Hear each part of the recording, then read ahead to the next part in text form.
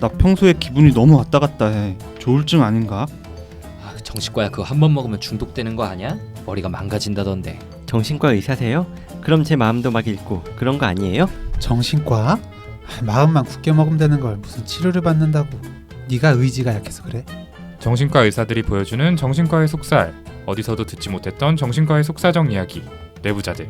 지금 바로 시작합니다.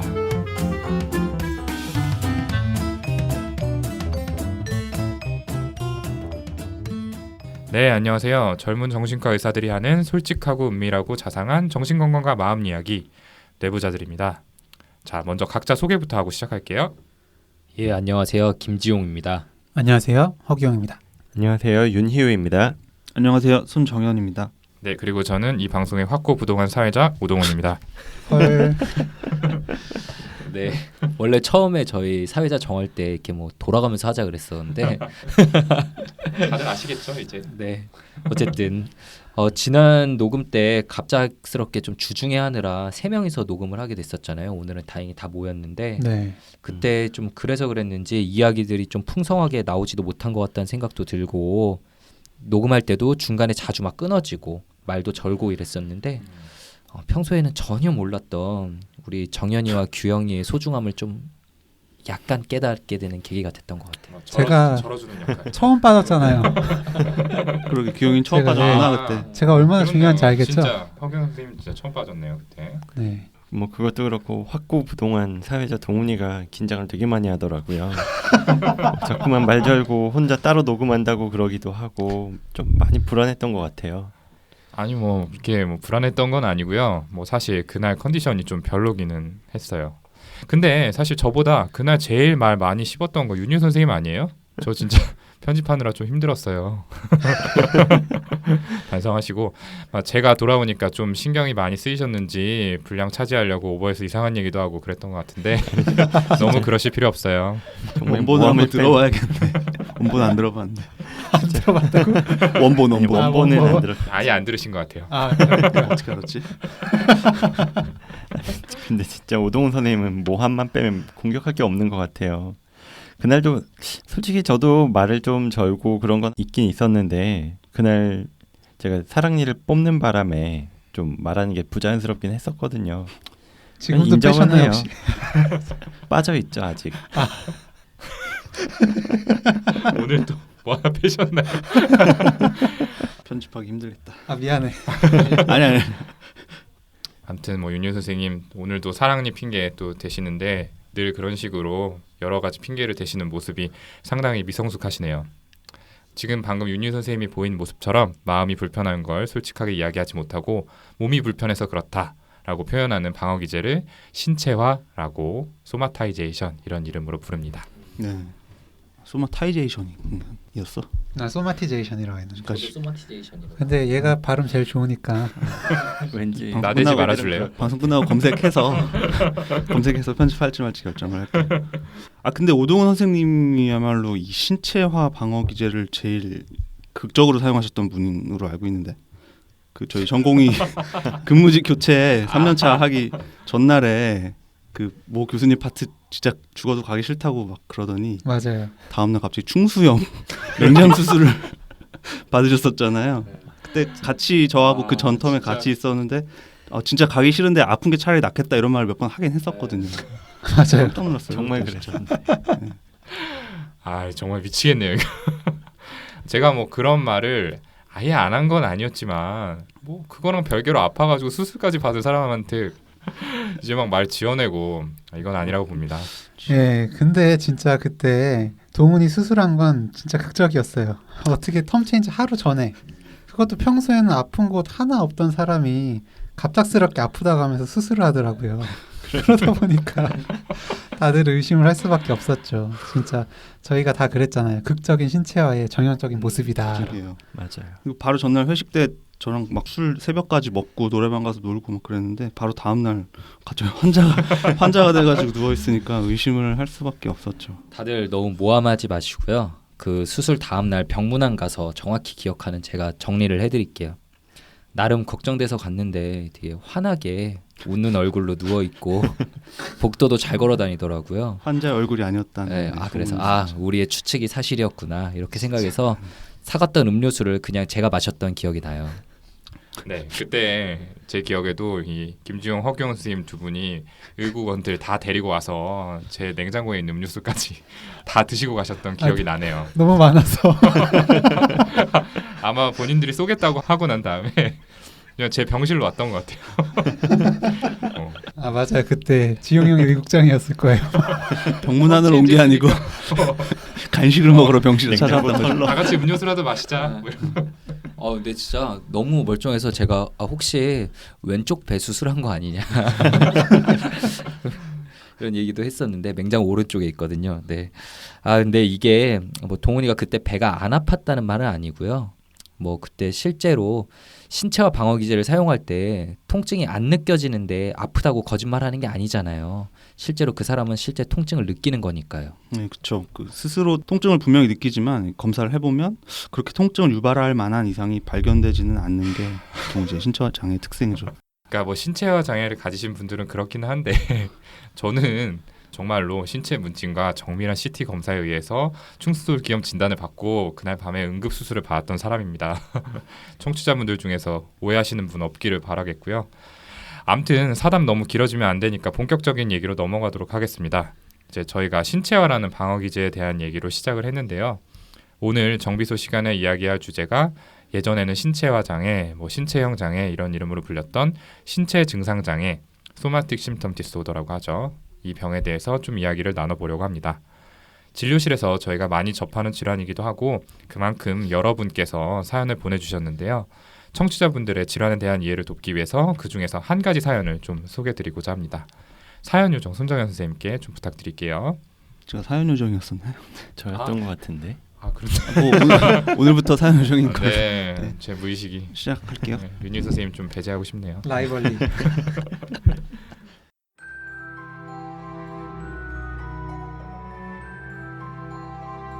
안녕하세요. 팟캐스트 방송 알게 되어 열심히 듣고 있습니다. 힘든 시간을 견디고 있는 저희 언니의 고통을 해결하기 위한 실마리를 찾고 싶어서 이렇게 도움을 요청드립니다. 저희 언니는 50대의 나이로 남편 그리고 두 아이와 생활 중인 주부입니다. 어릴 때 저희 아버지가 돌아가신 후에 집안 형편이 어려워져서 저희 네 동생들 뒷바라지를 위해 대학 진학을 포기하고 아버지 역할을 대신하다시피 직장을 다니며 지낸 언니입니다. 결혼 후에는 가정주부로 지내게 됐고 지금은 나머지 동생들도 모두 가정을 이루고 안정적으로 지내고 있습니다. 그런데 5년 전쯤에 남편의 직장 관계로 원래 살던 곳에서 떨어진 시댁 식구들이 살고 있는 지방으로 이사를 하게 되었습니다. 언니는 익숙한 환경 그리고 친구들과 헤어지고 싶지 않아서 이사를 싫어했지만 남편의 일방적인 결정에 의해서 이사를 하게 되었고 이에 대해 큰 불만을 가졌었다고 합니다. 그럼에도 언니는 시댁 식구들이나 친정 식구들에게 헌신적인 생활을 이어가고 있습니다. 그러다 요즘 들어서 언니의 모습이 많이 달라지기 시작했습니다. 대략 1년 정도 전부터 눈에 띄게 우울하고 불안한 모습을 보였고 구강자결감과 전신 통증으로 매우 힘들어하고 있습니다. 몇 년 전부터 기분이 예전과 다르다고 느꼈지만 갱년기 증상 정도로 생각을 했었다고 합니다. 그런데 1년 전쯤부터는 시도 때도 없이 눈물이 나고 억울한 생각, 외로운 마음이 들기 시작했다고 합니다. 그리고 누구보다도 당차고 씩씩했던 성격에서 요즘에는 아무것도 아닌 일에도 긴장이 되고 걱정 그리고 두려움을 표현하고 있습니다. 게다가 혀가 마르고 갈라지는 현상, 통증이 반복되고 수시로 전신에 통증이 생겨서 굉장히 힘들어하는 모습을 보이고 있습니다.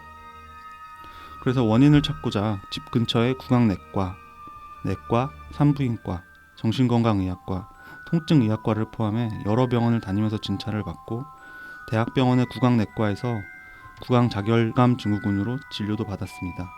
이 병원들에서는 공통적으로 항불안제를 처방해 주었고 심리적인 스트레스 원인이 크다면서 정신과 협진, 상담을 여러 차례 권유받았습니다. 그런데 언니는 모든 처방된 약들을 한두 번 먹어보고는 증세가 더 심해진다고 하면서 투약을 거부했습니다. 진료를 받았던 의사 선생님들의 말씀을 왜곡해 이해해서 신뢰하지 못하는 것 같고 재방문을 하지 않았습니다. 한방병원이 일반 병원보다 부작용이 덜한 치료를 해줄까 하는 생각에 3주 정도 입원 치료를 해보기도 했지만 입원 기간 내내 하루하루 더 불안하고 통증 때문에 힘들어했습니다. 언니는 본인 의지가 강한 성격이라 심리적 문제라면 열심히 좋은 글도 읽고 긍정적인 생각을 하려고 하고 이렇게 해서 어떻게든 본인의 의지로 이겨보겠다면서 나름의 노력을 하고 있습니다. 그런데 그 노력에도 불구하고 여전히 본인의 상태가 나아지지 않아 좌절감을 느끼고도 있습니다.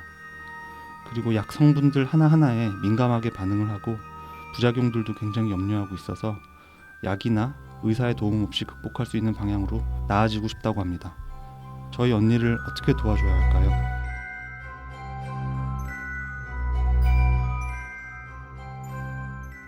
네, 구강 자결감으로 고생하는 언니분에 대한 사연 잘 들어봤습니다. 다들 사연 들으면서 좀 어떤 생각들이 드셨어요? 네, 사연을 들으면서 정말 힘드시겠다는 생각이 제일 크게 들었던 것 같아요. 저희 방송에 소개는 못했지만 전에도 동일한 구강 자결감 증후군으로 고생하시는 분의 사연도 있었잖아요. 네. 정말 네, 너무 네. 많이 힘드셔서 네. 하시던 일도 못하고 계신 분이었는데 네. 그리고 또 머릿속에 예전에 봤던 비슷한 신체 증상들을 호소하시던 환자분들께서 얼마나 힘들어하셨는지 머릿속에 떠오르니까 이 환자분과 가족분들이 얼마나 힘들고 고통스러우실지 머릿속에 현재 상황이 그려져서 좀 많이 답답했습니다. 네. 이런 구강 자결 증후군, 신체 증상 장애 하니까 한 환자분이 좀 떠올라요. 제가 직접 맡았던 분은 아니고 같은 파트에서 윈년차 선생님이 봤던 분이셨어요. 아마 이제 이 사연 주인공처럼 구강 자결감 호소하셔서 이렇게 같이 떠올랐던 것 같은데요. 그분은 50대 중년 정도 되는 그런 여성분이었어요. 평생 가족을 위해서 희생하고 힘들게 살아오신 분이었는데 큰 스트레스를 연달아 받고 나서 목구멍이 이런 타들어가는 듯한 느낌 때문에 음식을 못 드셔서 입원을 하셨죠. 이비인후과나 뇌과에서 이렇게 검사를 했는데 이상은 없고 증상은 증상대로 너무 심하니까 결국 정신건강의학과 입원을 하게 되셨는데 정말 치료에도 잘 따라오고 정말 착한 분이셨어요. 점점 증상이 나아가는 것 같아서 이제 퇴원을 하셔도 된다라고 해서 결국 퇴원을 하셨는데 퇴원하신 다음 날 자살하셨죠. 알고 보니까 증상은 여전히 심했는데 나아지지 않는다는 그런 말씀을 못 하시고 혼자서만 좀 끙끙 앓고 힘들어 하셨던 거예요. 검사에서도 이상이 안 나오니까 더 답답하고 나을 수 없다는 생각에 결국 극단적인 선택을 하셨던 거죠. 그때는 제가 1년차 전공이라서 뭐 조현병이나 조울증 같은 질환만 주로 봤었는데 이런 신체 증상 장애도 정말 힘들고 극단적인 선택까지도 할 수 있구나라는 질환이란 걸 알았습니다. 네, 규영이 얘기 들어보니까 제가 일산병원에서 교수로 있을 때 봤던 환자분이 갑자기 떠올랐어요. 아마 그분도 50대 여성분이고 신체화 증상이 있어서 그래서 떠오르는 것 같은데 이분은 증상이 심할 때는 전신의 피부에 뭐가 닿기만 해도 막 칼로 베는 것처럼 심한 통증을 호소하곤 하셨던 분이거든요. 그래서 안 해본 치료가 없다시피 할 정도로 뭐 약도 상당히 많이 드시고 입원도 여러 번 반복했던 분인데 스스로도 낫기 위해서 뭐 입원한 상황에서도 운동하러 다니고 항상 웃는 얼굴 보이려고 하셨던 게 기억이 나요. 근데 어느 날 면담을 하는데 갑자기 눈물을 흘리시면서 하시는 말씀이 이제는 아픈 건 하도 달고 살다 보니까 그러려니 해요. 떨어지지 않을 거라고 생각하고 뭐 좀 더 아픈 날이 와도 이러다 또 좋아지겠지 하고 생각하면서 마음이 편하게 먹고 있거든요. 근데 딱 하나 못 참겠는 게 저 여잔 하나도 안 아파 보이는데 어디가 저래 아프다는 건지 뭐 이런 얘기를 들으면 정말 울컥해요. 병실에 오래 있는 분들이 다 알아요. 제가 얼마나 아픈지. 심지어 암 환자 언니조차 절 위로해 줄 정도였다니까요. 근데 새로 오시는 분들은 그걸 몰라요. 맨날 웃는 얼굴에 운동하러 다니니까 안 아프다고 생각하는데 그런 얘기 들으면 정말 여기가 찢어지는 것처럼 아파요. 이렇게 말씀하시더라고요. 그게 신체화 장애는 정말 심한 경우에는 뭐 눈에 띌 정도로 뭐 몸 피부나 이런 데 이상이 보이기도 하는데 많은 경우에는 겉보기로나 아니면 신체 진찰이나 뭐 검사에서 이상이 없는 경우가 많거든요.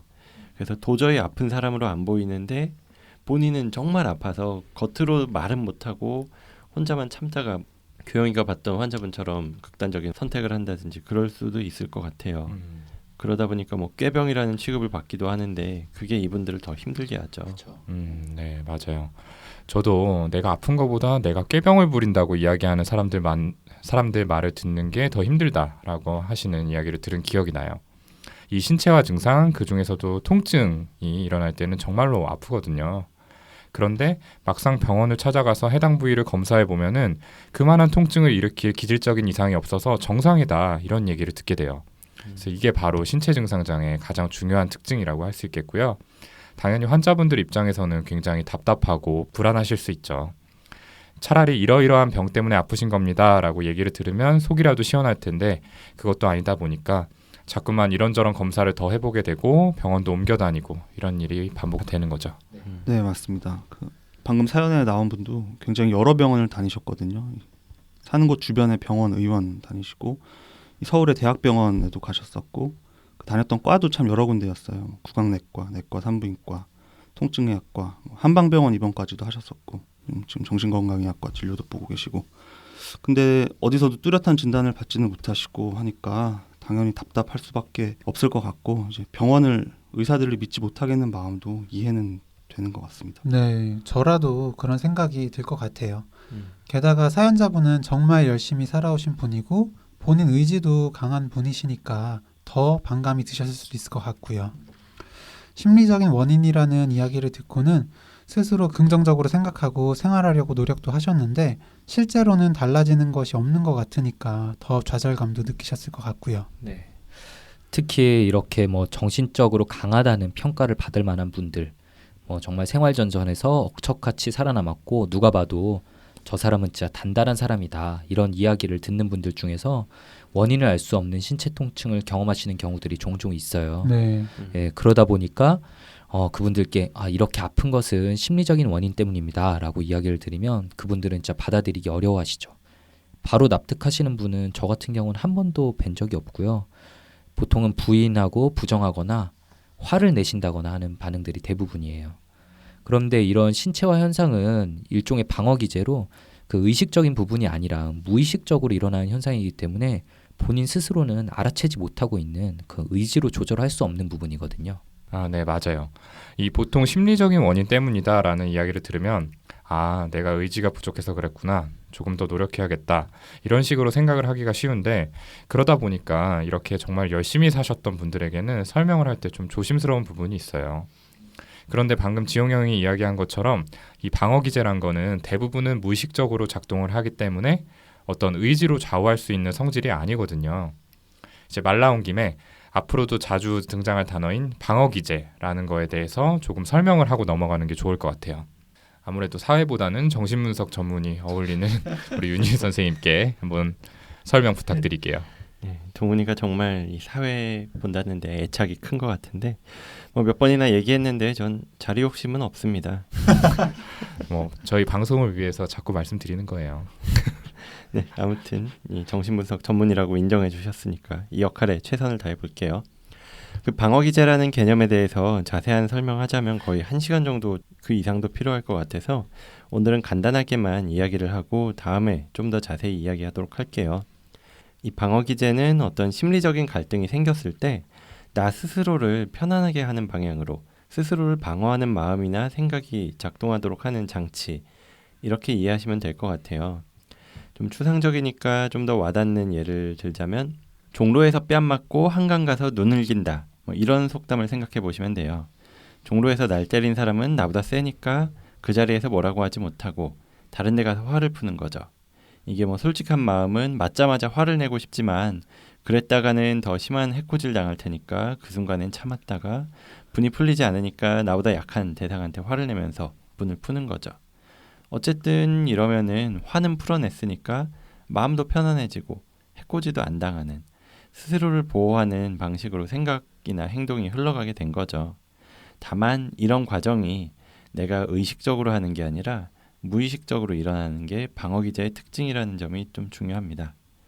그래서 오늘 방어기제 전반에 대해서는 대충 한 이 정도만 얘기하고 주제로 돌아가서 신체화 방어기제에 대해서 좀 더 자세히 이야기해보면 좋을 것 같은데 허규영 선생님한테 부탁드려 볼게요. 저요? 네. 정신분석 전문이신 윤희 선생님이 아니라? 네, 너무 길어서요. 네, 잠시만요. 네.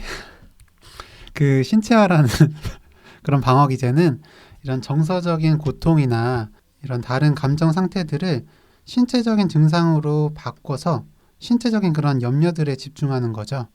실제로는 이제 마음속에 어떤 불편한 점이 생긴 건데 신체적인 불편함이 생기게 되는 거예요.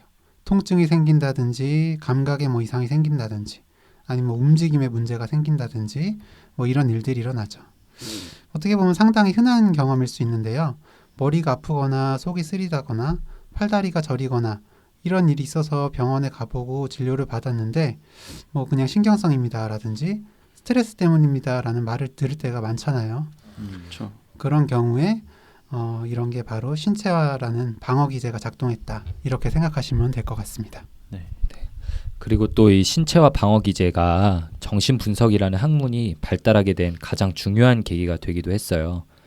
그 프로이트 선생님 있죠. 정신 분석뿐만 아니라 현대 정신과학 이론을 만드는데 가장 중요한 역할을 하신 분인데 그의 연구 초기, 그러니까 1880년대에 히스테리 연구라는 논문으로 발표한 안나 오라는 여성분의 사례가 있어요. 그 21세 여성분으로 중산층 가정에서 자랐는데 사랑하는 아버지가 늑막염으로 사경을 헤맬 때 헌신적으로 간호를 하던 중에 이분도 병에 걸렸어요. 그녀에게는 갑작스럽게 여러 가지 신체 증상이 발생했는데 아무도 그때 당시에 그 의사들은 원인을 발견하지 못했고요. 뭐 예를 들자면 어느 날부터 특별한 이유 없이 기침을 하는 증상이 발생했고 특히 음악 소리가 들리면 기침이 심해지는 모습을 보였어요. 그래서 당시에는 최면을 통해서 기침을 처음 하게 된 기억을 떠올리게 됐는데 아버지의 병간호를 하던 중에 밖에서 댄스 음악이 들려오기 시작한 거였죠. 아무래도 젊고 사교적인 여성분이다 보니까 음악을 듣고는 춤을 추러 가고 싶다는 이제 마음이 생겼는데 동시에 아버지 병간호 때문에 밖에 나갈 수 없는 상황이었으니까 마음속에 이제 갈등이 생기게 된 거죠. 아마 잠시 춤을 추고 와도 괜찮을 거야 이런 생각과 아버지가 사경을 헤매고 계신데 나가면 안 되지 라는 생각이 들어서 고민을 하다가 겨우 참았고 아버지께 죄송하다는 생각이 들었다고 해요. 그런데 그 순간부터 이제 기침을 하기 시작했다는 기억을 최면을 통해서 떠올리게 되었어요. 그 이후로는 이제 댄스 음악을 들을 때마다 기침을 반복했다고 하고요. 기침을 계속하면 춤을 못 추게 되잖아요. 그러니까 나는 이제 갈등을 하지 않아도 되기도 하고 한편으로는 아픈 아버지를 놓아두고 떠나려고 했다는 그 죄책감 때문에 스스로를 벌주는 행위이기도 했고요. 기침이. 이런 기억을 최면을 통해서 떠올리고 나자 그 이후로는 음악을 들을 때 기침을 하는 증상이 사라졌다고 해요. 이런 치료 경험을 하고 나서 프로이트가 정신이 육체를 지배할 수 있다라는 이론을 만들어 나가게 된 거죠. 네, 맞습니다. 이렇게 해서 시작이 된 것이 정신분석학이라는 학문이고요. 또한 프로이트가 인간의 무의식을 발견하게 된 첫걸음이 된 사례라는 점에서 정말 중요한 케이스라고 할 수 있죠. 이 안나오라는 사례자는 기침 외에도 물공포증, 오른팔 마비 같은 증상들도 있었다고 합니다. 이런 증상들도 신체 진찰상으로는 문제가 발견되지 않았는데 증상과 연관된 기억들을 떠올리면서 사라졌다라고 기록이 되어 있어요. 이 신체화라는 건 좀 더 쉽게 설명드리자면 아침 드라마에서 특히 많이 볼 수 있는데 이 마음에 안 차는 가난한 집 딸을 데려와서 결혼하겠다 이런 말을 들은 재벌가 사모님이 뒷목 잡고 하고 쓰러져서 머리에 띠를 두르고 누워 계시는 장면 하면서 누워 계시는 장면 다들 보셨을 겁니다. 꼭 머리에 띠 두르셔야 돼요. 네. 이처럼 정신적인 스트레스나 갈등이 몸의 이상으로 표현되는 게 전형적인 신체화 현상이라고 할 수 있죠. 이러한 신체적 이상 징후는 다양하게 나타날 수 있는데요. 아마 다들 경험이 좀 있으실 거란 생각 들어요. 네, 저도 뭐 안나오 케이스처럼 뭐 아주 뚜렷하게 상징적인 증상도 볼 수 있었던 것 같은데 제가 전공의 때 봤던 케이스가 있어요. 그분은 결혼을 한 30대 여성분이었는데 특징적으로 골반 안쪽에 통증이 있었어요. 특히나 남편분하고 성관계를 가지려고 할 때 통증이 심하게 와서 꽤나 오랜 기간 동안 성관계를 못했다고 이야기를 하셨었고요. 근데 이런 증상이 언제부터 시작됐는지 탐색을 해봤더니 이분이 결혼 초기에 아이를 한 명 낳고 나서 아이 양육을 부탁드리느라 시어머니하고 같이 살았었다고 하셨어요. 근데 어느 날 성관계를 하던 도중에 시어머니가 방문을 열었다가 닫으신 거예요. 헐. 뭐 그때 뭐 무슨 이야기를 하거나 이러진 않으셨는데 시어머니밖에 없었으니까 분명 시어머니라고 생각을 했는데 근데 그 남편분이 체력이 좀 약하신 분이었거든요. 근데 그 다음 날에 넌지시 애는 한 명이면 충분하지 않니? 뭐 이런 이야기를 하셨다고 하는데 그게 마치 안 그래도 남편이 좀 허약한데 너무 성관계 자주 갖지 마라. 뭐 이런 뉘앙스로 좀 들렸다는 거예요. 그분한테는. 그 뒤로 성관계를 가지려고만 하면 통증이 와서 못하게 된 거예요. 성관계를 가지고 싶은 마음이랑 시어머니에 대한 수치심이나 아니면 남편에 대한 미안한 마음 이런 것들이 갈등이 되는 게 골반 통증 때문에 안 된다는 식으로 방어가 된 거죠. 정말 상징적인 사례라고 할 수 있는데 그래서 그분은 결국 어떻게 되셨어요? 뭐 실제로 이런 기억을 탐색하고 나서 골반 통증이 좀 줄어들었다고는 하셨어요.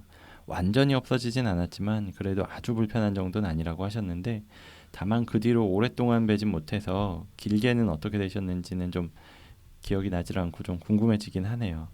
네.